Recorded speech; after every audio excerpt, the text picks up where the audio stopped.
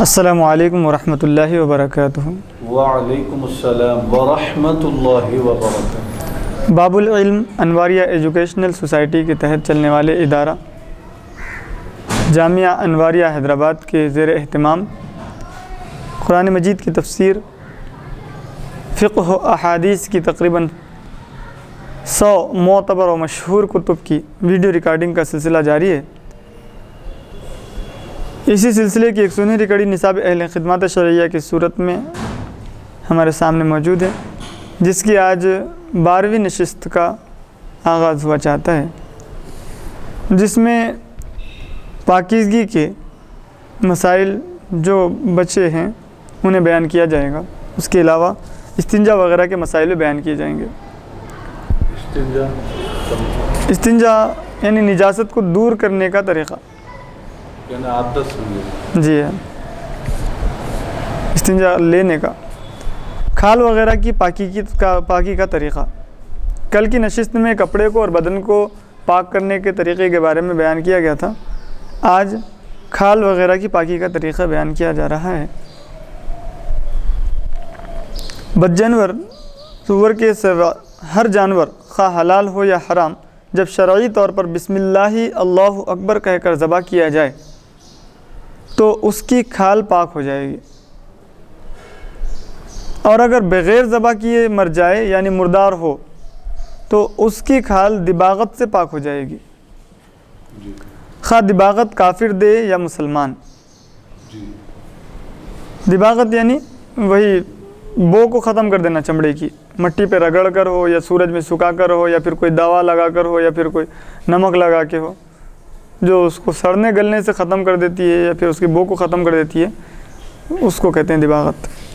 اگر کھال کو کسی ناپاک چیز مردار کی چربی وغیرہ سے دباغت دی جائے یا دباغت شدہ کھال کسی نجاست سے ناپاک ہو جائے اور اس کو نچوڑنا ممکن ہو تو 3 دفعہ دھونے اور ہر مرتبہ نچوڑنے سے پاک ہو جائے گی، اور جس کا نچوڑنا ممکن نہ ہو جس کھال کا، اس کو 3 بار دھو ڈالیں اور ہر بار اتنی دیر تک چھوڑ دیں کہ پانی ٹپکنا بند ہو جائے تو وہ کھال پاک ہو جائے گی۔ اگر موزے یا جوتے پر نظر آنے والی نجاست لگ جائے جیسے پخانہ، لید وغیرہ، خواہ خشک ہو یا تر، تو وہ چھیلنے اور رگڑنے سے پاک ہو جائے گی، یعنی کوئی انگلی وغیرہ سے یا کسی بھی چیز سے جوتے پہ لگی ہوئی نجاست کو ایسے گھس کے نکال دیں، پھر اس کے بعد جو ہے نا اس کو جو ہے نا زمین پہ ایسا رگڑ دیں تو وہ جوتا اور موزہ پاک ہو جائے گا۔ اور اگر نظر نہ آنے والی نجاست لگے، مثلا شراب یا پیشاب اور تر ہو، تو اس پر مٹی یا راکھ ڈال کر رگڑ دیں اور پوچھ دیں، پاک ہو جائے گی۔ اور جو خشک ہو تو دھو ڈالیں۔ اگر پوستین پر، خشک مطلب سوکھی ہوئی ہو تو اس کو دھو ڈالیں۔ اگر پوستین پر نظر آنے والی نجاست لگ جائے اور خشک ہو تو رگڑنے سے پاک ہو جائے گی۔ زمین وغیرہ کی پاکی کا طریقہ۔ زمین اگر ناپاک ہو جائے تو حسب ذیل طریقوں سے پاک ہو جاتی ہے، یعنی کئی طریقے ہیں زمین کے پاک ہونے کے۔ نمبر 1، خشک ہو جانے اور نجاست کا اثر، رنگ و بو باقی نہ رہے، سوکھ جائے زمین دھوپ سے اور نجاست کا اثر، بو ختم ہو جائے تو زمین پاک ہو جاتی ہے۔ رنگ بھی نہ رہے، نجاست کا رنگ یعنی اثر ختم ہو، بو اور رنگ، تو زمین پاک ہو جائے گی۔ مینا برس کر نجاست کا اثر دور ہو جائے، مینا یعنی کہ بارش ہو کر، بارش برسی اور نجاست کا اثر بہا لے گئی تو بھی زمین پاک ہو جائے گی۔ 3 مرتبہ پانی بہا دینے سے، اس طرح کہ اس میں نجاست کا اثر معلوم نہ ہو، تو 3 مرتبہ یعنی زمین پہ پانی بہا دی اس پہ، اب وہ نجاست جو ہے نا پھیل گئی پوری، یعنی نجاست کے ذرات بڑھ گئے، متفرق ہو گئے، اس کے بعد میں وہ زمین سوکھ گئی تو وہ پھر زمین پاک ہو جائے گی۔ پھر ایسی زمین سے تیمم بھی کیا جا سکتا ہے، پاک ہو جائے گی۔ ایسی نجاست کا اثر ابھی پورا بالکل مکمل زائل نہیں ہوا نا اس میں سے، تو میرے خیال سے تیمم نہیں کرنا چاہیے یہاں پر۔ اس طرح کہ اس میں نجاست کا اثر معلوم نہ ہو، صرف نماز پڑھ سکتے ہیں۔ 3 دفعہ پانی ڈال کر ہر دفعہ ہاتھ سے رگڑنے اور پاک کپڑے سے پونچھ ڈالنے سے،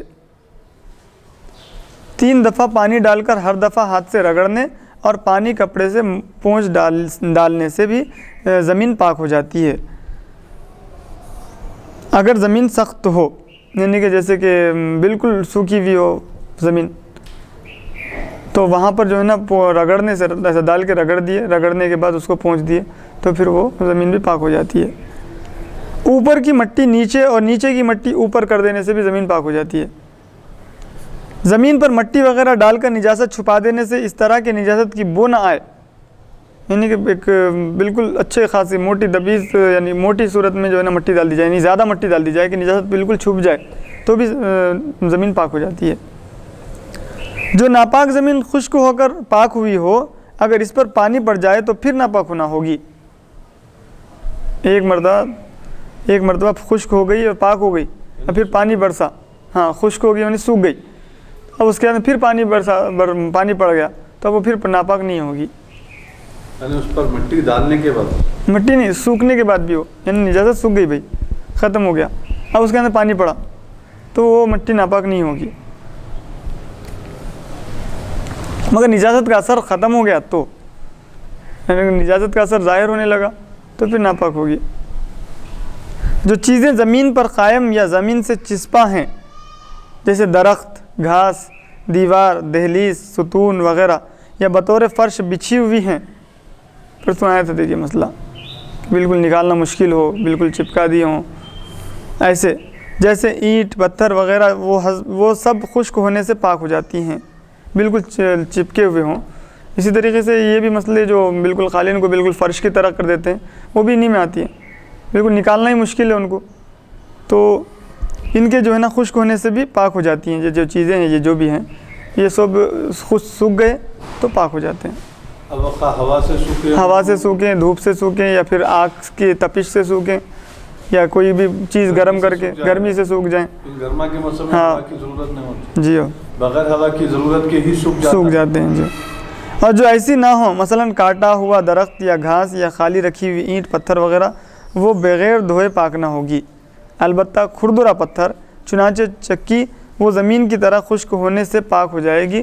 ناپاک مٹی سے جو برتن بنایا جائے وہ جلانے سے پاک ہو جاتا ہے، یعنی بھٹی میں جلا دیے تو پاک ہو گیا۔ لوہا، شیشہ وغیرہ کی پاکی کا طریقہ۔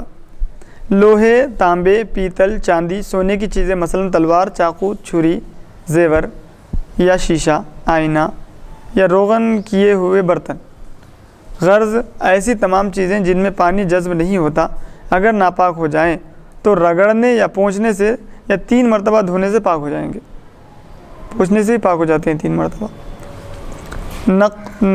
نقشی زیور یا برتن وغیرہ بغیر دھوئے پاک نہ ہوں گے، یعنی نقشی یعنی جس میں اوپر نیچے ہوتا ہے، یعنی کھردرا نقش بنا ہوا ہوتا ہے، جس میں جو ہے نا نجاست کے اٹک جانے کا اندیشہ ہوتا ہے، تو وہاں پر جو ہے نا اس کو دھونا ہی ضروری ہے۔ جو چکنے برتن ہوتے ہیں ان کو خالی پوچھ دیے تو بھی کافی ہے، یا پھر نیچے اگر نچلا حصہ ہے تو اس کو رگڑ دیے تو پاک ہو جائیں گے وہ، لیکن جو نقش بنے ہوئے اندر یا باہر تو ان کو دھونا ضروری ہے۔ برتن کی پاکی کا طریقہ۔ مٹی کے نئے برتن یا لکڑی وغیرہ کے برتن جن میں پانی جذب ہوتا ہو، اگر ناپاک ہوں تو 3 مرتبہ دھونے اور ہر مرتبہ خشک کر لینے سے پاک ہو جائیں گے۔ روغنی برتن، چینی کے برتن، مٹی کے پرانے برتن رگڑنے یا پونچھنے سے بھی پاک ہو سکتے ہیں۔ اگر مٹی یا پتھر کے برتن جلا دیے جائیں تو بھی پاک ہو جائیں گے۔ اگر کسی برتن میں کتا منہ ڈال دے یا چاٹ لے تو وہ بھی 3 دفعہ دھونے اور ہر دفعہ خشک کرنے سے پاک ہو جاتا ہے، لیکن 7 بار دھونا جیسا کہ احادیث شریفہ میں آیا ہے وہ بہتر ہے، اور ایک بار اسی 7 بار میں مٹی سے دھونا چاہیے۔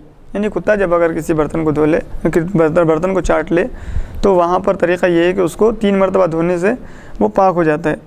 3 مرتبہ دھوئیں اور ہر مرتبہ کسی کچے کپڑے سے، کوئی کپڑے سے، سوکھے کپڑے سے خشک کر لینا، سکھا لینا۔ تو یہ طریقہ ہے کتے کے جھوٹے برتن کو دھونے کا۔ ہاں لیکن اس میں 7 مرتبہ اگر آپ دھو لیں تو بہت بہتر ہے یہ، اور اس میں سے 1 مرتبہ مٹی سے استعمال کر کے رگڑ لیں اس کو، اس سے اس طریقے سے مانج لیں مٹی سے، تو یہ بہت بہتر ہے۔ تیل، گھی، شہد کی پاکی کا طریقہ۔ تیل اگر ناپاک ہو گیا، گھی ناپاک ہو گیا، شہد ناپاک ہو گیا، تو اب اس کو کیسا کرنا؟ پاک کرنا۔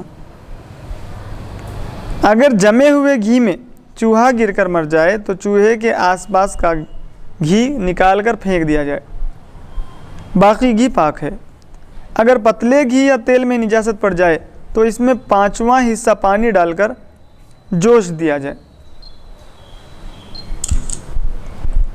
یعنی اس کو پکایا جائے، اونٹایا جائے، یہاں تک کہ پانی جل جائے، جو پانی تھا اس کا پانی ختم ہو جائے، پھر جتنا گھی تھا یا جتنی شہد تھی وہ اتنی رہ جائے۔ اور اگر گھی یا تیل رہ جائے یا اس میں اتنا ہی پانی ڈال کر خوب ہلائیں، پھر اوپر سے گھی یا تیل نکال لیں اور پانی پھینک دیں۔ یہ طریقہ ایک ہے، یعنی پانی ڈال کے ہلا دیں، ہلا دینے کے بعد جو چکنا چکنا گھی رہتا ہے اوپر سے نکل جاتا ہے آرام سے، پانی ڈالنے کے بعد تو وہ نکال لیں، تیل نکال لیں اوپر سے۔ یا اس برتن میں جس میں گھی یا تیل ہو نیچے سے سوراخ کر دیں کہ پانی بہہ جائے اور گھی یا تیل رہ جائے۔ ہو سکتا ہے ایسا کہ پانی چونکہ بالکل اس میں رقاقت تیل اور گھی سے زیادہ ہوتی ہے، یعنی کہ پتلا پن زیادہ ہوتا ہے، تو بالکل باریک اگر سوراخ کریں گے تو پانی نکل جائے گا اور تیل رہ جائے گا۔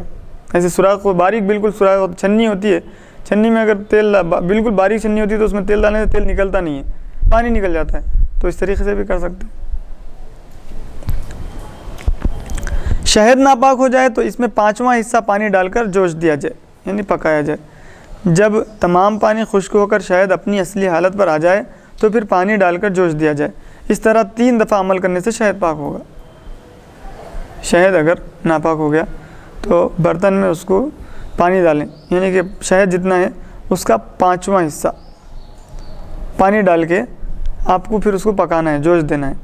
جوش دینے کے بعد اب وہ پانی ختم ہو جائے گا، پھر اس کے اندر پھر پانی ڈالنا ہے، پھر جوش دینا ہے، پھر پانی ڈالنا ہے، 5واں حصہ، ہاں 5واں حصہ، پھر اس کے اس طریقے سے 3 مرتبہ پانی ڈال کے جلا کے ختم کریں تو جو ہے نا شہد پاک ہوگا۔ سبحان اللہ سبحان اللہ، ہائے ہائے ہائے۔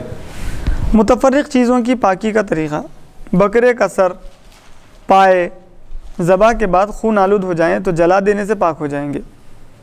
یعنی بکرے کا سر، بکرے کی سری پائے جو سرے پائے جو خون لگ جاتا ہے تو وہ جلانے سے پاک ہو جاتے ہیں۔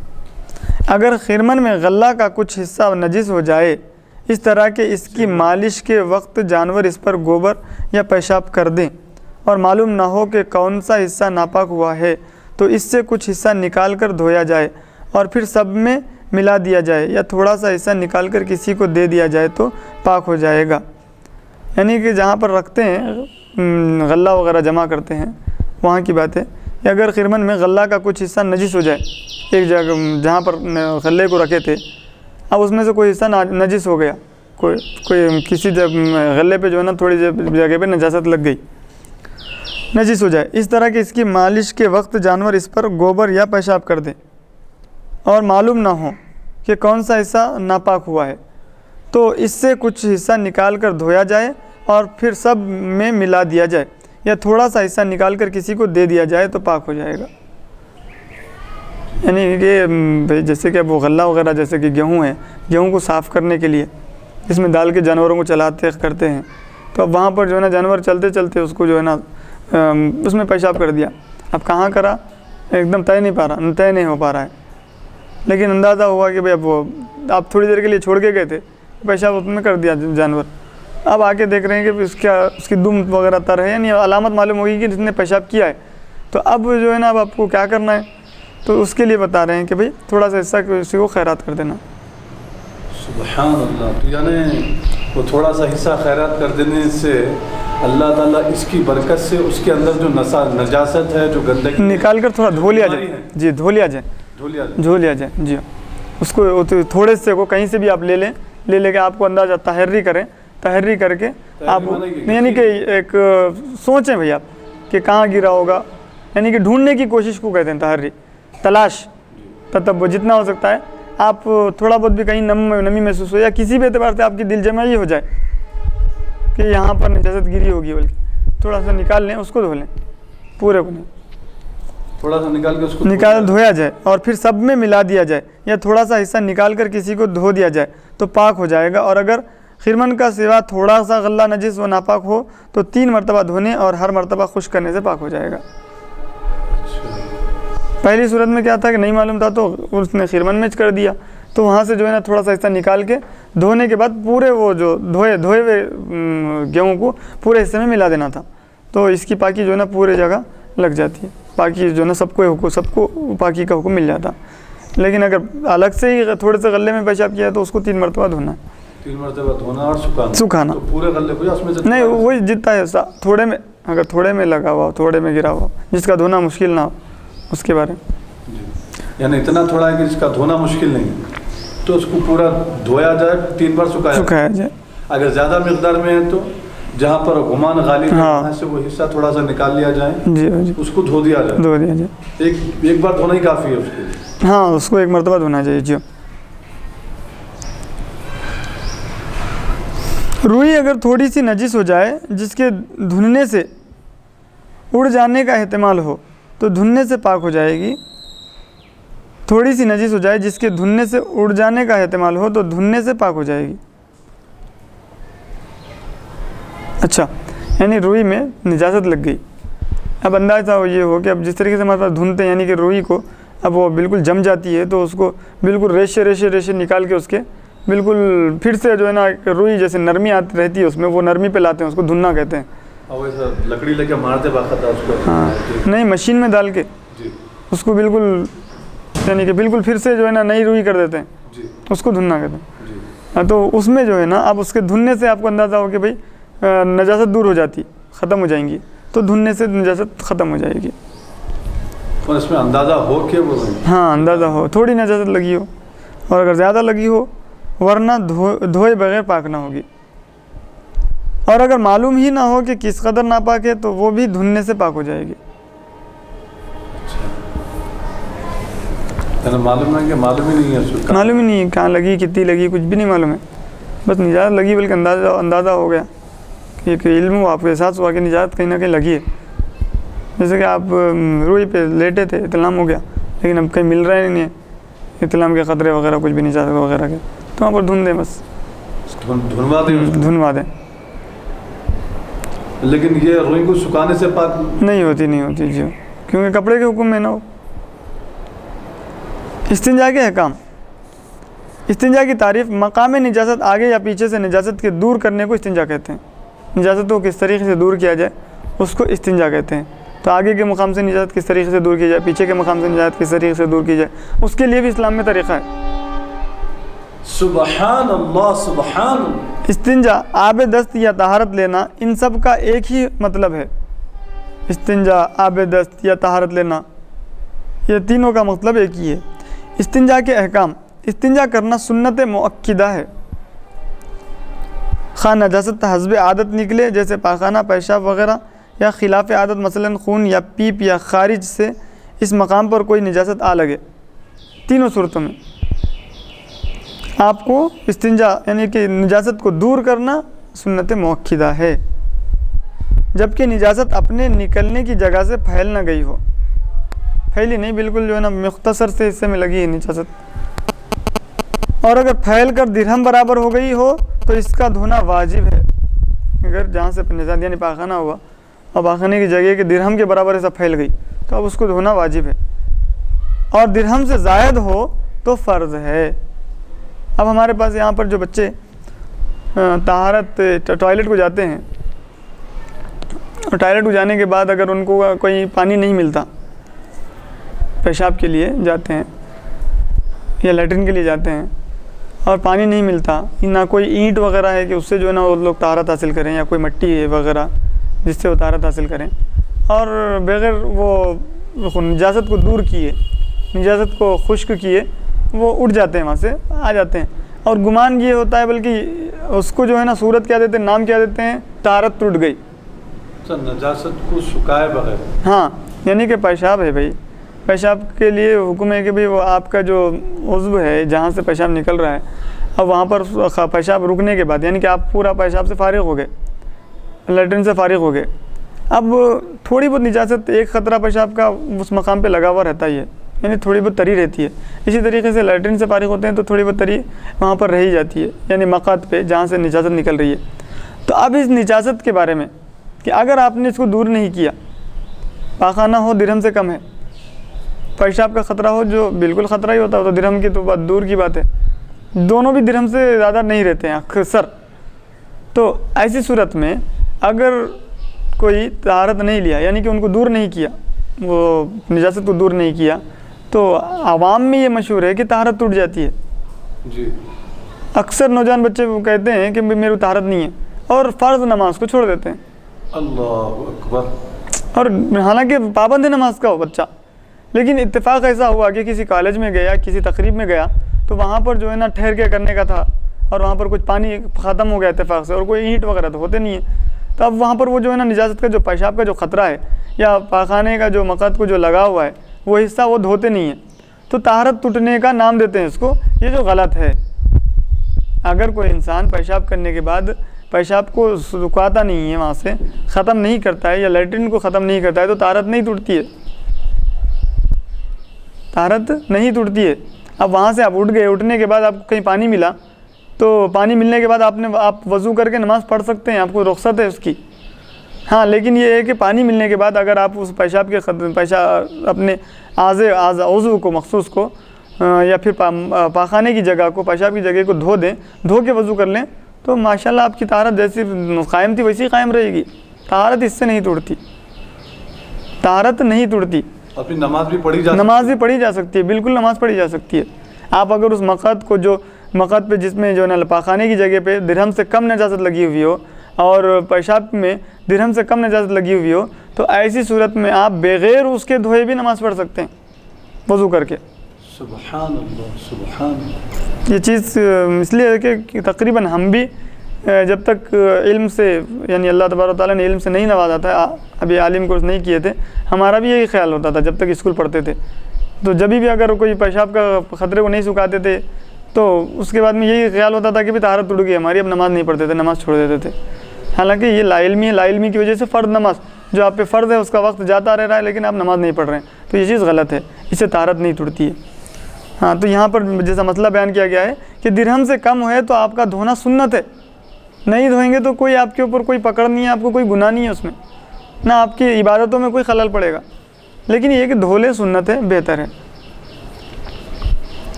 خالی پیشاب کے بعد استنجا کرنا مستحب ہے. پیشاب کیے تو آپ اس کے بعد استنجا کرنا مستحب ہے، ثواب کا باعث ہے. نہیں کریں گے تو طہارت نہیں ٹوٹتی. فسد لینا، ہوا نکلنا اور سو کر اٹھنے کے بعد استنجا کرنا بدعت ہے. یعنی اب یہ آپ سو کر اٹھ رہے ہیں، اس کے بعد میں ہوا نکل رہی ہے، اب ہوا نکلنے کے بعد جا کے جو ہے نا آپ استنجا کر رہے ہیں تو یہ غلط ہے. آپ کو خالی ہوا نکلی بھی، آپ پر کہیں کوئی بھی طریقہ ہی نہیں ہے، کہیں بھی حدیثوں میں آیا نہیں کہ ہوا نکلنے کے بعد جا کے استنجا لو، تو یہ بدعت ہے. یہ سو کے اٹھنے کے بعد بھی جا کے جو ہے نا زبردستی جو ہے نا آپ اپنے حصے کو جو ہے نا دھو رہے ہیں. وضو کرنا ایک الگ چیز ہے، وضو کرنا مستحب ہے، لیکن استنجا کرنا، نجاست کی جگہوں کو دھونا یہ بدعت ہے. استنجا ڈھیلے اور پانی دونوں سے کرنا چاہیے. اگرچہ صرف ڈھیلے یا پانی پر اکتفا کرنے سے بھی سنت ادا ہو جاتی ہے، لیکن دونوں کا جمع کرنا افضل ہے. یعنی اب یہاں تو مشکل ہے ہمارے پاس، اگر کہیں ایسا میسر ہو آپ کو کہ آپ پاخانہ کرنے کے بعد مٹی کے ڈھیلے اپنی جگہ پہ استعمال کریں، مٹی کے ڈھیلے سے نجاست کو دور کر سکیں، پھر پانی کا استعمال کرنا آپ کے لیے ممکن ہو تو یہ کرنا بہت افضل ہے. پانی سے استنجا کرنے میں یہ ضروری ہے کہ تنہائی ہو، اور اگر بغیر لوگوں کے سامنے سطر کھولے استنجا ممکن نہ ہو تو پانی سے استنجا ترک کر دے. یعنی اب پانی ایسی جگہ ہے جیسے کہ اب وہ ندی نالے کے پاس ہے، وہاں پر پورے کے پورے لوگ موجود ہیں. اب وہاں پر اگر ہم پانی سے استنجا کرنے جا رہے ہیں تو سب لوگوں کے سامنے آنا ہے، اور اب آپ کو جو ہے نا کہیں ایسا ہے کہ آپ تنہائی میں ہیں تو وہاں پر مٹی کے ڈھیلے موجود ہیں، تو آپ کو وہاں پر مٹی کے ڈھیلوں سے ہی استنجا کر کے اکتفا کرنا کافی ہے. اب آگے آپ مٹی کے ڈھیلوں سے استنجا کر کے پھر آگے جو ہے نا پانی سے جو ہے نا سب کے سامنے اپنی سطر کو کھول کے استنجا کو دور کر رہے ہیں تو یہ غلط ہے، ایسا نہیں کرنا چاہیے. ہاں ننگے ہو کے بالکل. استنجا میں ڈھیلوں کی کوئی تعداد مسنون نہیں، بلکہ پاکی و صفائی شرط ہے، یعنی نجاست دور ہو جائے، خواہ ایک سے ہو یا زیادہ سے، البتہ مستحب ہے کہ طاق ہوں اور کم سے کم 3 ہوں، 3 سے زیادہ کم نہ ہوں۔ اگر کسی مرد کے ہاتھ شل ہو گئے ہوں یا اس کی بیوی استنجا کرا دے یا لنجا ہو تو اس کی بیوی استنجا کرا دے، یعنی کہ ہاتھ کام نہیں کر رہے یا ہاتھ ٹوٹ گئے ہوں تو اس کی زوجہ، اس کی بیوی اس کو استنجا کرا دیا کرے۔ اسی طرح بیوی معذور ہو تو شوہر کرائے، اور اگر بیوی یا شوہر نہ ہو تو استنجا معاف ہے۔ اللہ اکبر، کیا اجازت ہے دیکھیے، اور پردے کی اور شرم و حیا کا کیا پاس و لحاظ ہے کہ نجاست جیسی چیز کو بھی آپ کو دور کرنے سے رخصت ہے، لیکن کسی غیر محرم کے سامنے آپ کو اپنی شرم کا کھولنے کی اجازت نہیں ہے، ننگے ہونے کی اجازت نہیں ہے۔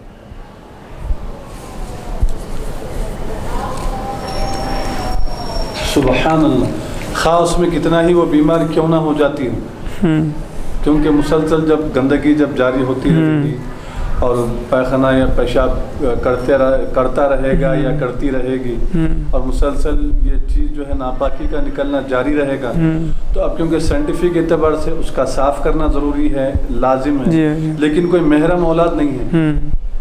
لیکن اب یہ جو ہے نا فی الحال شریعت میں جو ہے مجبوری کی حالت میں مسائل بدل جاتے ہیں، مجبوری کی حالت میں مسائل بدل جاتے ہیں۔ ہاں، اگر وہ بیمار ہو جائے جی جی، اور ڈاکٹروں کا کہنا ہے کہ اگر اب اس کی گندگی کو صاف نہ کیا جائے، دور نہ کیا جائے، تو ایسی صورت میں اور بڑی جو ہے مرض میں یا کوئی بیماری میں مبتلا ہونے کا اندیشہ ہو تو پھر ایسی صورت میں اجازت ہوگی، اور وہ بھی مجبوری نہ ہو، بیمار ہونے کا کوئی مسئلہ نہ ہو، کوئی نقصان پہنچنے کا مسئلہ نہ ہو، تو پھر اس کو ویسا ہی چھوڑ دیا جائے، اور لیکن کسی نامحرم کے سامنے ننگے ہونے پسند نہیں کرتا۔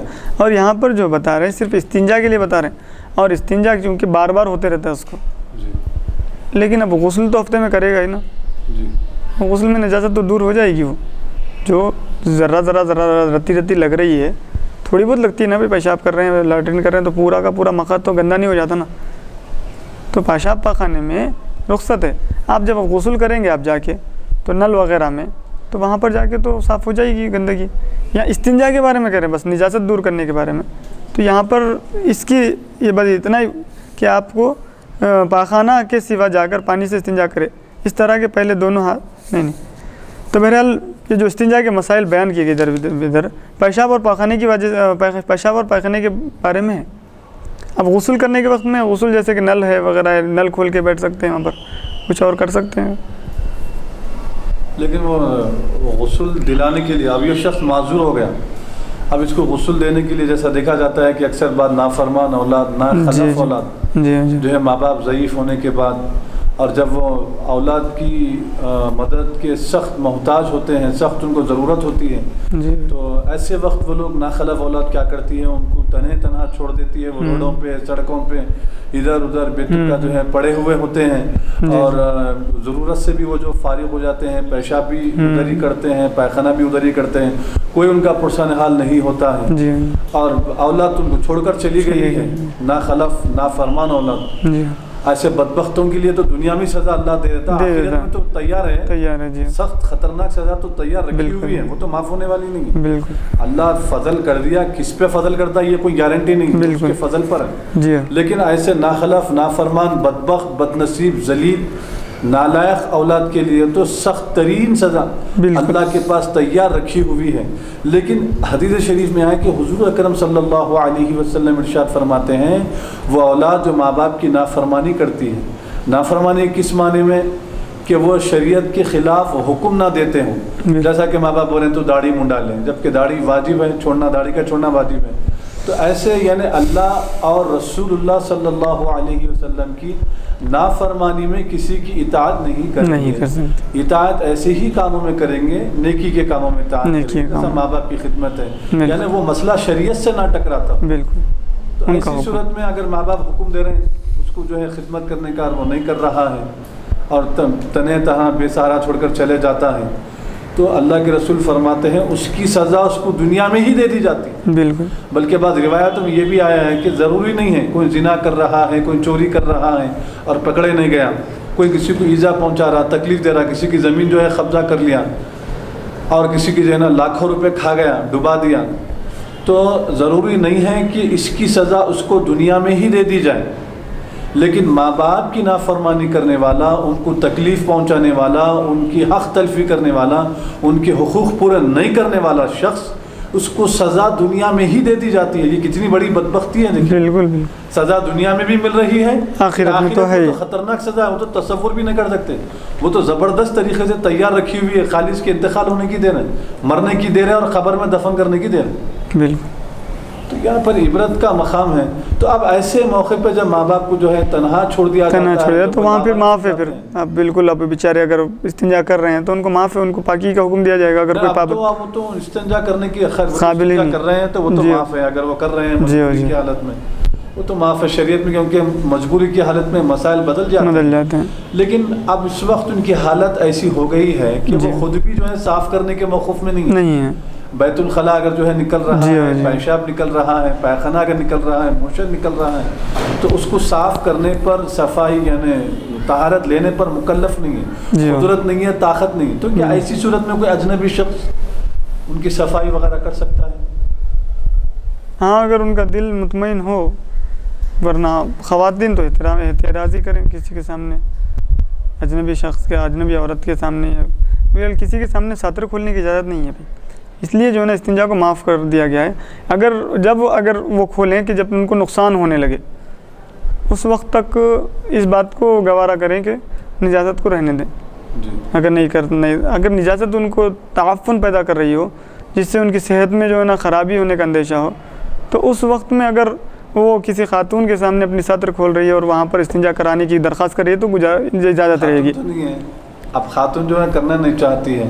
اب جیسا دیکھیے میرے کو کوئی مرض ہو گیا, میرے کو کوئی بیماری ہو گئی, تو یقینی سی بات ہے خواہ عورتیں ہوں. اب دیکھیے گاؤں میں چلے جائیے آپ, ڈاکٹرس ہوتے ہیں آپریشن کرنے والے. آج بھی یہاں حیدرآباد میں جتنے سٹیز میں بڑے بڑے دواخانے ہیں, وہ عورتیں جو حاملہ ہوتی ہیں, جو ہے زچہ عورتیں ہوتی ہیں, اب ان کو ڈیلیوری کا وقت ہے, تو بے ہوش کرنے کے لیے انجیکشن دینے والا جو ہے مرد آدمی ہی آتا ہے, کوئی عورت نہیں آتی. اور بچہ پیدا ہوتے وقت جو ہے آپریشن کرنے والے یا نارمل اگر زچگی اگر کرنا ہو تو تب بھی جو ہے بعض جگہ عورتیں جو ہے ہوتی نہیں ہیں, تو وہاں پر مرد ہوتے ہیں. تو جب ایسی صورت میں مجبوری کی حالت میں جو ہے مرد آدمی کے ذریعے ہی جو ہے آپریشن کروایا جا رہا ہے, زچگی کروائی جا رہی ہے, تو یہ کیوں اس کی صفائی جو ہے نہیں کروائی جا سکتی ہے جبکہ اس کی صحت خراب ہو گئی ہے؟ نہیں, مجبوری کی حالت میں تو سب چیزیں جائز ہے بھی. شراب پینا بھی جائز ہے, سور کا گوشت کھانا بھی جائز ہے. یعنی اتنی مجبوری سے پہلے کی بات کر رہے ہیں یہاں پر. ابھی یہاں پر اس کے پاس کوئی یعنی کہ وہ اتنی گندگی اس کے پاس نہ جمع ہو جس سے جو ہے نا اس کو کیا کہتے ہیں, اس کی تعفن پیدا ہو, اس کی صحت میں خرابی کا اندیشہ ہو. بس معمولی سی نجاست ہے جس سے کچھ فرق نہیں پڑتا اس کی صحت پر, تو اس وقت کی بات ہے کہ آپ جیسے ایک مرتبہ کرے, 2 مرتبہ کرے, ابھی کچھ بھی نجاست نہیں جمع ہو رہی ہے, تھوڑی ہلکی نجاست جمع ہو رہی ہے. لیکن اتنی نجاست جمع ہونے لگے کہ جس سے صحت خراب ہونے لگے, تو وہاں پر تو اجازت رہے گی, بالکل اجازت رہے گی, رخصت رہے گی, چاہے وہ مرد سے کرے چاہے عورت سے کرے. اگر عورتیں ملے تو پہلے اہمیت عورتوں کو دیں, موقع عورتوں کو دیں. اس کے بعد اگر عورتیں نہیں مل رہی ہیں تو اس صورت میں جو ہے نا مرد کو بھی آپ صفائی کے لیے اجازت دے سکتے ہیں. جن چیزوں سے استنجا جائز ہے, استنجا مٹی کے ڈھیلے, پتھر, ریت اور پانی سے تو سنت ہے. ان کے علاوہ ہر اس چیز سے جو پاک ہو اور نجاست کو دور کر سکے جائز ہے. لیکن ڈھیلے, پتھر, ریت, پانی, ان چاروں کے سوا اور چیزوں سے استنجا کرنے میں محتاجی اور افلاسی کا اندیشہ ہے. ڈھیلے, پتھر, ریت اور پانی کے علاوہ اگر آپ کسی چیز اور چیز سے استنجا کر رہے ہیں, جیسے کہ کاغذ, جیسے کہ ایک رواج چل گیا ہے پورا, ویسٹرن کلچر, امریکہ. جی, حیدرآباد میں بھی جو ہے, حیدرآباد میں بھی جو اپنے آپ ہم ماڈرن تصور کرتے ہیں, ہم پوش ہیں, وہ تصور کرتے ہیں, وہ لوگ بھی جو ہے کاغذ اور ٹیشو پیپر وغیرہ استعمال کر رہے ہیں موشن اور یورین وغیرہ صاف کرنے کے لیے, جس کے بارے میں کہہ رہے ہیں کہ افلاسی اور محتاجی آتی ہے. اللہ اکبر. دنیا کی افلاسی مقصود نہیں, بالکل عام ہے. یہاں پر آپ کو جو ہے نا مذہب کی محتاجی بھی ہو سکتی ہے, مذہب کی افلاسی بھی آ سکتی ہے, مذہب بیزار بھی ہو سکتے ہیں آپ اگر اس کا خیال نہیں کریں گے تو. مذہب بیزار کا مطلب مذہب کا کوئی اہمیت نہیں, مذہب میں دلچسپی نہیں ہے, عبادتوں میں دلچسپی نہیں ہے, نمازوں میں دلچسپی نہیں, دل ہی نہ لگے, نمازیں اس سے ضائع ہو جائیں گی. اور اس طریقے سے جو ہے نا اس کے کاروبار میں جو ہے نا افلاسی آ گئی, ہر چیز میں افلاسی آ سکتی ہے. ہاں لیکن اب بعض لوگ مرفع الحال ہیں، وہ اس کے ٹیشو پیپر استعمال کر رہے ہیں، پھر بھی محتاجی نہیں آ رہی ہے، تو آپ اس کو دلیل کے طور پہ پیش نہیں کر سکتے ہیں۔ اگر کوئی یہ کہے کہ بھئی آپ محتاجی آتی کہہ رہے ہیں، جبکہ ٹیشو پیپر وہ طبقہ استعمال کرتا ہے جو مرفع الحال ہے، تو اس سے مراد آخرت کی بھی ہو سکتی ہے، آخرت کی بھی ہو سکتی ہے، یا ہو سکتا ہے کہ بھئی اللہ تبارک تعالیٰ نے ان کو بالکل اب چھوڑ دیا، ان کی ہدایت کا دروازہ بند ہو گیا، ایسا بھی ہو سکتا ہے۔ یا پھر سب سے بڑی محتاجی، ہاں یہ بھی تو محتاجی ہے، یا پھر ہو سکتا ہے اللہ تبارک تعالیٰ ان کو ڈھیل دے رہا ہو، ڈھیل دے رہا ہوں، وقت دے رہا ہو۔ کیونکہ میرے استاد محترم سید محمد عبد القادر حفیظہ اللہ سے میں نے پوچھا تھا کہ میں ایک ایسے شخص کو دیکھا ہوں جو روزانہ ایک نئی عورت سے جو ہے وہ زنا کرتا ہے، جی جی، اور وہ جبکہ اس شخص کی عمر اب 45 اور 50 کے درمیان ہو چکی ہے، اور 15-16 سال کی لڑکی ہے، اور چہرہ نہایت خوبصورت بنا کے داڑھی وغیرہ منڈا کے، ظاہری اعتبار سے خوبصورتی، جبکہ جس چہرے پر داڑھی نہ ہو وہ نحوست والا چہرہ، بالکل۔ اگر کسی کو نیچرل اگر داڑھی نہ آتی ہو الگ بات ہے، نیچرل طور پر، فطری طور پر، لیکن داڑھی آنے کے بعد داڑھی منڈانا، ایک حدیث مبارک ہے کہ اللہ کے رسول صلی اللہ علیہ وسلم ارشاد فرماتے ہیں کہ اس پر لعنت ہو۔ اب خواہ وہ نماز کی حالت میں ہو، وہ لعنت سے محفوظ نہیں ہے۔ نماز جیسی عظیم عبادت میں وہ جب شریک ہو رہا ہے، لیکن نماز جیسی عظیم عبادت میں بھی اس پر لعنت نازل ہو رہی ہے۔ حج کر رہا ہے لیکن لعنت سے محفوظ نہیں ہے کیونکہ داڑھی منڈا رہا ہے، تو حج جیسے موقع پر بھی اس پر لعنت نازل ہو رہی ہے۔ روزہ رکھ رہا ہے لیکن روزے میں بھی وہ لعنت سے محفوظ نہیں ہے، روزہ رکھتے ہوئے بھی اللہ کی لعنت اس پر نازل ہو رہی ہے۔ کیوں لعنت نازل ہو رہی ہے؟ کہ وہ داڑھی کو منڈا رہا ہے، اور ایک مجھ سے پہلے وہ داڑھی کو کٹا رہا ہے، اس لیے اس پر لعنت نازل ہو رہی ہے۔ تو ایسے بدبخت لوگ جو ہیں، اب وہ داڑھی منڈا کے کر کے بدماشاں جو ہے وہ 15 سال کے 16 سال کے لڑکیوں کو جو ہے پٹا لیتے ہیں اور دوستی کر لیتے ہیں اور حرام بازی کرتے ہیں، اس سے زنا کرتے ہیں، نعوذ باللہ۔ اللہ ہم سب کی حفاظت فرمائے ہر گناہ سے، اللہ اس شخص کو بھی نیک توفیق دے۔ تو میں نام تو ذکر نہیں کیا حضرت قبلہ سے، تو میرے استاد محترم یہ فرمائے کہ میں بولا حضرت بہترین روزانہ جو ہے نئے نئے کپڑے پہنتا ہے، دیکھنے کے اس کی جو ہے نا چال چلن، اس کی عائش و عشرت، بہترین گاڑی، بہترین لباس، بہترین کپڑے، بہترین کھانا وہ کھاتا ہے، اور جبکہ ہم اللہ و رسول کی اطاعت کر رہے ہیں، نمازوں کی پابندی کر رہے ہیں، قرآن کی تلاوت کر رہے ہیں، ماں باپ کی خدمت کر رہے ہیں، خواہ کوئی نیکی کا موقع ہم جو ہے نہیں چھوڑ رہے ہیں، لیکن اس کے باوجود بھی وہ مزے میں ہے گناہ کرتے ہوئے، اور ہم اللہ کی اطاعت کرتے ہوئے پریشانی میں، بلاؤں میں، مصیبتوں میں، تکلیفوں میں گھیرے ہوئے ہیں۔ تو استاد محترم کو اللہ سلامت رکھے، کیا بڑی پیاری بات فرمائیں۔ دیکھو بیٹے، ایسے شخص کے لیے تو ڈبل ہلاکت ہے بولے، کیونکہ اب اس کو دنیا میں سزا نہیں ملی اور انہیں مزے میں، تو سمجھ لو کہ اس کے لیے آخرت میں زبردست پکڑ، زبردست گرفت ہے، ایسی خطرناک گرفت ہے کہ اللہ اس پر خطرناک جو ہے نا وہ غضبناک ہو جائے گا اور غصے میں آ جائے گا، دوزخ کے نہ جانے کون سے خطرناک طبقے میں اس کو ڈالے۔ وہ تو اللہ کی پناہ مانگنا چاہیے۔ بولے اس کو اللہ تعالیٰ ڈھیل دے رہا ہے، بالکل اس کو دنیا میں ڈھیل ہے۔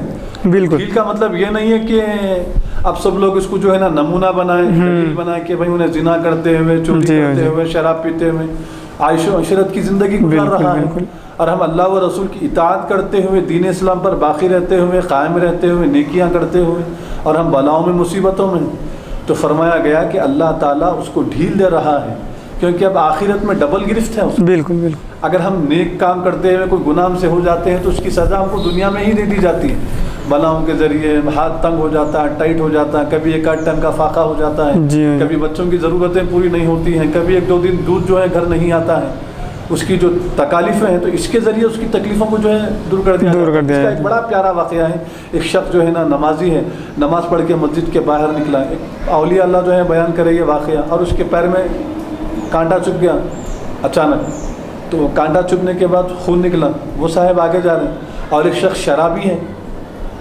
زانی ہے، اور اس کو ہیرا مل گیا۔ انہیں بولا یا اللہ یہ تیری کیا قدرت ہے؟ بولے میں نماز پڑھ کے مسجد سے باہر نکل رہا ہوں اور مجھے کانٹا چبھ گیا ہے اور خون نکل رہا ہے، اور یہ ایک ایسا شخص ہے جو شراب اور زنا میں ملوث ہے، اور اس کو جو ہے یہ ہیرا مل رہا ہے۔ تو پھر اس کو غیب سے جو ہے ندائی اور الہام ہوا، اور معلوم ہوا کہ جو ہے دیکھو तुम नमाज पढ़ने की बरकत से इस वक्त तुम्हारे इंतकाल होने वाला था, कोई यानी कोई बड़ी बला मुसीबत तुम पर नाजिल होने वाली थी, हमने वो एक कांटे के ज़रिए तुम्हारी वो तकलीफ़ को, बला को, मुसीबत को टाल दिया, दूर कर दिया तुमसे, क्योंकि तुम अल्लाह की इबादत करके जो है मस्जिद से बाहर आए थे। और वो शख्स उस वक्त उसको बादशाहत अता होने वाली थी, बादशाहत अता की जाने वाली थी, लेकिन क्योंकि वो अल्लाह और रसूल की नाफरमानी किया, इसलिए सिर्फ इसको एक हीरा देकर उसका बदला दिया जा रहा है। बादशाह बोलते इसकी तो हीरों की कान उसको मिल जाए, सोने के खजाने उसको मिल जाए, पूरी हुकूमत ही उसके हाथ में, और क्या पूछना, और क्या पूछना है? बिल्कुल नहीं, यानी हीरे में ख़त्म हो गई कहानी इसकी। लेकिन इस वक्त एक बड़ी बला मुसीबत इस शख्स पर नाजिल होने वाली थी, वो अल्लाह तबारक व तआला की इबादत करने की वजह से, उसकी बरकत से अल्लाह ने वो मुसीबत इससे दूर कर दिया, वो बला इससे टाल दी। सुभान अल्लाह, इबरत की जाए, इबरत का मकाम है। बड़ी अच्छी तशरीह की माशाल्लाह आपने। बुज़ुर्गों की बात आती है, बुज़ुर्गों की नसीहत का मामला आता है तो उसकी बात ही कुछ और होती है, रूहानियत तारी हो जाती है। माशाल्लाह सुनने के बाद थोड़ा मज़ा आया, अच्छा दिखा कि बिल्कुल कि भाई अल्लाह तबारक तआला की रहमत पे जब इंसान भरोसा करता है तो उसके लिए खैर ही खैर है। ज़ाहिर सी बात है कि बज़ाहिर जो है ना हमें कुछ चीज़ें अच्छी नहीं लगती हैं, लेकिन कि उसका इंतहा अच्छा होता है। जैसे कि कुरान शरीफ में आता है कि आसा अन तुकरहू शैअन व खैरुल लकुम। बहुत सी चीज़ें ऐसी होती हैं कि जिसको तुम बेहतर नहीं समझते, लेकिन वो तुम्हारे लिए बेहतर होती हैं, और बहुत सी वो चीज़ें जिसे तुम बेहतर समझते हो तुम्हारे लिए बेहतर नहीं होती हैं। तो ऐसे ही मामला है कि हम बज़ाहिर जो चीज़ देखते हैं वो हमें अच्छी नहीं लगती है, लेकिन वो हमारे हक़ में अच्छी होती है। सुभान, ये अल्लाह तबारक तआला फ़ैसला फरमा देता है। कुरान है, बिल्कुल कुरान शरीफ। सुभान अल्लाह, सुभान। जिन चीज़ों से इस्तिंजा जायज़ है, इस्तिंजा मिट्टी के ढेले, पत्थर, रेत और पानी से सुन्नत है। इनके अलावा हर उस चीज़ से जो पाक हो और निजाजत को दूर कर सके जायज़ है। अलबत्ता जिन चीज़ों से आदमी या जानवर नफ़ा उठाएं, जैसे खाने की चीज़ें, जानवर का चारा, दरख्तों के पत्ते, या जो चीज़ें कीमतदार या काबिल एहतराम हों, जैसे कपड़ा या कागज़, लिखा हुआ खसादा या वज़ू का बचा हुआ या जमज़म का पानी, इन चीज़ों से इस्तिंजा करना मकरूह है। आपने गौर से सुना होगा कि कौन सी चीज़ें, वो चीज़ें जैसे कि अलबत्ता जिन चीज़ें से आदमी या जानवर नफ़ा उठाएं, जैसे कि आदमी गोश्त से नफ़ा उठाता है, कोई भी चीज़ से, फल से नफ़ा उठाता है, इसके अलावा जानवर पत्तों से नफ़ा उठाते हैं, सो उससे इस्तिंजा करना ममनू है। जैसे खाने की चीज़ें, जानवरों का चारा, दरख्तों के पत्ते, या जो चीज़ें कीमतदार या काबिल एहतराम हो, जो भी चीज़ काबिल एहतराम है उससे, जैसे कपड़ा या कागज़, लिखा हुआ सादा, लिखा हुआ कागज़ हो कि सादा कागज़ हो, जैसे कि टिश्यू पेपर सादे कागज़ होते हैं, तो इससे भी इस्तिंजा करना की इजाज़त नहीं है। बावज़ू का बचा हुआ या जमज़म का पानी, इन चीज़ों से इस्तिंजा करना मकरूह है, पसंद नहीं है इसको, यानी कागज़ से इस्तेमाल किया जा रहा है, इसमें कराहत है।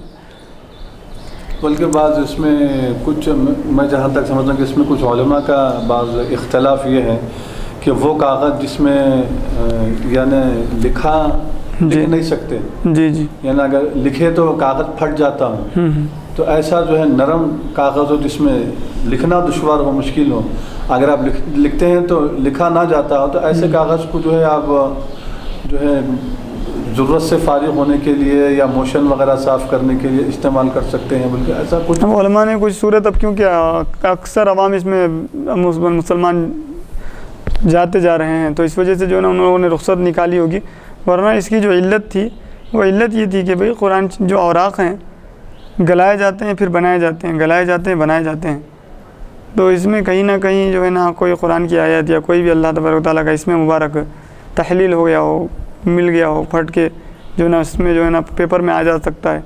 इस वजह से जो है ना इसकी इजाज़त रोका गया था, इससे ममनू किया गया था कि भाई कागज़ में जो है ना गलना बनना होता है, तो कहीं ना कहीं हो सकता है कि वो किसी ना किसी वक्त में जो है ना मोहतरम मकाम के लिए, मोहतरम काम के लिए इस्तेमाल किया गया हो, फिर वो गल के जो है ना उसकी हैत बदल के यहाँ पर इस्तेमाल के लिए फिर एक सादे सूरत में आ गया हो। तो इस एतबार से उलमा ने जो है ना इस इल्लत की बिना पे जो है ना कागज़ से, और उसके ख़ुद कागज़ के क्योंकि कुरान शरीफ के लिए इस्तेमाल होता है, उसकी निस्बत जो है ना एक अजीम काम की तरफ है, तो इस वजह से निस्बत इसकी जो है ना अच्छे काम की तरफ है, इस वजह से कुरान ये कागज़ से इस्तिंजा करने को जो है ना ममनू किया गया था। फिर भी इंशाअल्लाह ताला इस पे अगली नशिस्त जी इंशाअल्लाह। नीस पुख्ता ईंट, ठीकरी, कोयला, लोहा, कांच, हड्डी, चूना, गैर की दीवार, दूसरों की दीवार, लीद, اور کل ناپاک چیزیں، اور جس ڈھیلے یا پتھر سے استنجا ہو چکا ہو، ان تمام چیزوں سے بھی استنجا کرنا مکروہ ہے۔ پہلے اگر ہو گیا تو ناپاک ہو گیا ہو، یعنی وہ ڈھیلے وغیرہ اگر پہلے استعمال کر لیے ہیں جی ہو، ضرورت سے فارغ ہونے کے لیے، موشن کے لیے یا طہارت کے لیے، تو پھر وہ سکھانے سے بھی پاک نہیں ہوگا؟ نہیں، سوکھنے سے پاک ہو جائیں گے۔ نجاست اگر باقی رہے اس پہ جی تو اس کو استعمال نہیں کر سکتے ہیں۔ جیسے کہ اب اینٹ کا ڈھیلا، اس سے طہارت لی آپ نے، سوکھ گیا ہو تو اس میں اینٹ کی مطلب سوکھنے کے بعد، ہاں پیچھے اپن پڑھے نا ابھی کہ مٹی جو سوکھ جاتی ہے نجاست سے، نجاست کا اثر زائل ہو جاتا ہے، تو پھر اس کو استنجا کے لیے استعمال کر سکتے ہیں۔ نہیں کہ نجاست کا اثر باقی رہے، جیسے کہ پاخانے کے لیے استعمال کرے، تو پھر اس نجاست باقی رہے اس ڈھیلے سے اگر آپ استنجا کر رہے ہیں تو مکروہ ہے۔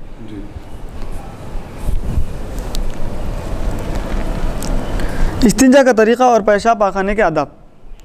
جب کسی کو پاخانہ پیشاب کی ضرورت ہو تو چاہیے کہ پاخانہ میں یا اور کسی علیحدہ جگہ جائے۔ اگر جنگل یا میدان ہو تو اتنی دور نکل جائے کہ آدمیوں کی نظر سے غائب ہو جائے۔ جاتے ہوئے ڈھیلے ساتھ لے جائے۔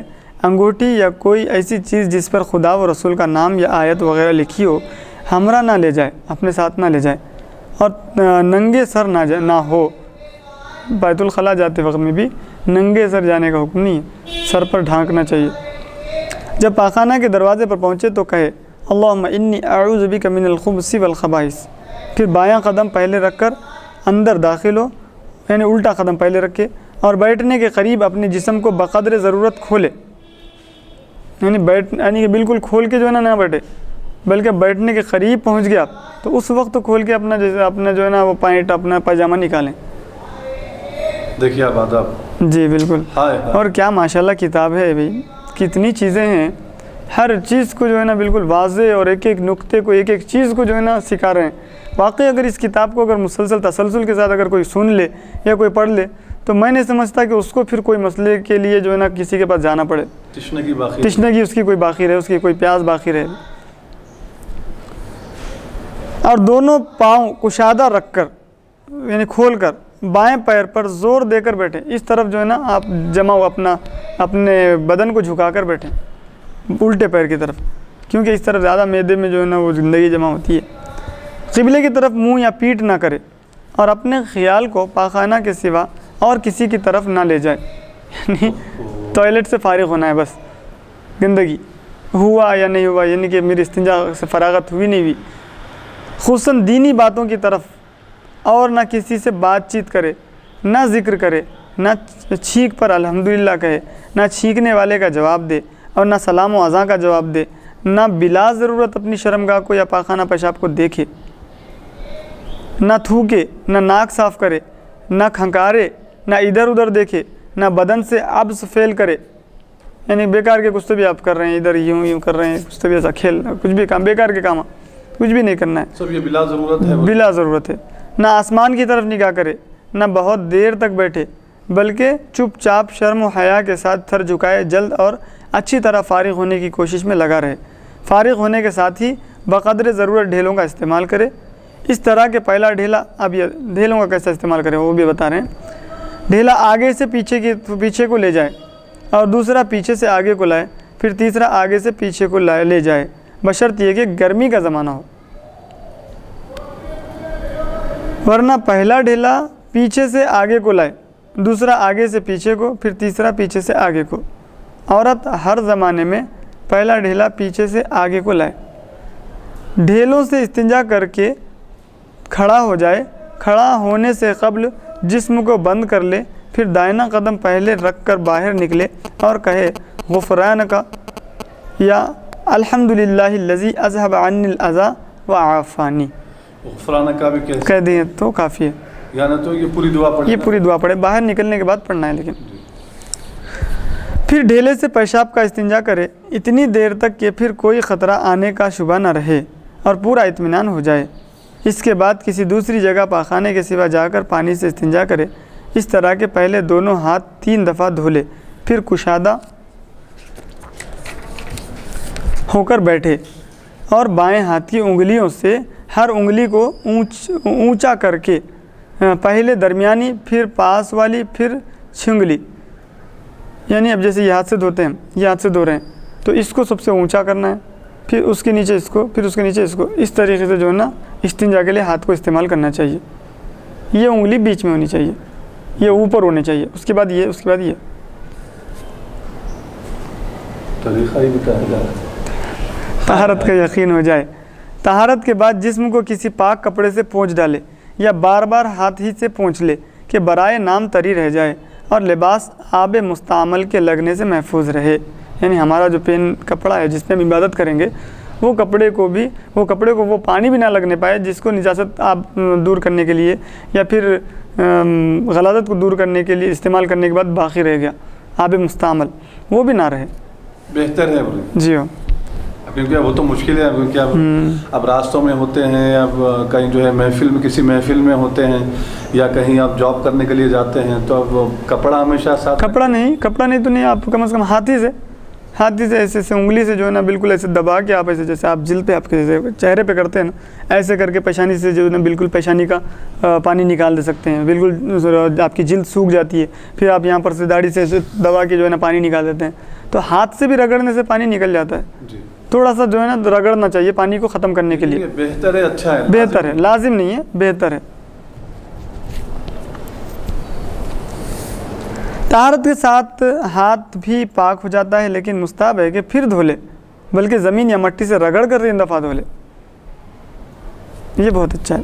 لیکن اب صابن جب صابن نکل گئی ہے، اگر صابن سے دھو لیا جائے، صابن سے ہی دھونا جو ہے کافی ہو جائے. یہاں پر جو ہے یہ جو بات بتائی جا رہی ہے کہ پہلے ڈھیلے سے جو ہے آبدس جو ہے کرنا چاہیے اور پھر اس کے بعد پانی جو ہے استعمال کرنا چاہیے، یہ بہتر طریقہ ہے. لیکن اب سیدھا ڈائریکٹ اگر پانی سے کر لیں، پانی سے کر رہے ہیں تو بس پانی اور تقریباً پانی سے کرتے ہیں تو اب اتنا خیال کرنا چاہیے کہ ہمیں استنجا کرتے وقت میں یہ جو ہمارے جو استنجا کا طریقہ بتایا گیا ہے پانی کی، اس کو استعمال کر لینا چاہیے کہ یہ انگلی کو اوپر کرنا چاہیے، اس کے بعد میں یہ انگلی کو، پھر اس کے بعد میں یہ انگلی کو. یہ بھی طریقہ بہتر ہے، یہ بھی طریقہ بہتر ہے، افضل ہے. تمام چیزیں لازم نہیں ہے، بس یہاں طریقے بتائے جا رہے ہیں. بالکل اصل چیز یہ ہے کہ صفائی ہو جائے، غلاظت گندگی دور ہو جائے. بالکل کہیں بھی پائخانہ موشن لگا ہوا رہنا نہیں چاہیے، بالکل پاک ہو جانا چاہیے. خواہ آپ ڈھیلا استعمال کرو یا پانی استعمال کرو، لیکن پانی سب سے زیادہ بہتر ہے کیونکہ پانی سے صفائی زیادہ ہوتی ہے. پانی کے مقابلے میں کسی اور چیز سے پانی جیسی صفائی ملنا مشکل ہے. بالکل. وہ مقامات جہاں پاخانہ پیشاب منع ہے، مسجد میں. اچھا، اب یہاں پر مفتی صاحب ایک اور ایک بات، یہ اس زمانے کی بات ہے جب کہ گھروں میں جو ہے ٹوائلٹ وغیرہ بنے ہوئے نہیں تھے، یعنی بنے ہوئے نہ رہتے تھے اور سہولت نہیں تھی. تمام جو ہے افراد خاندان یا تمام گھر کے لوگ جنگل میں دور جو ہے جا کر ضرورت سے فارغ ہوتے تھے.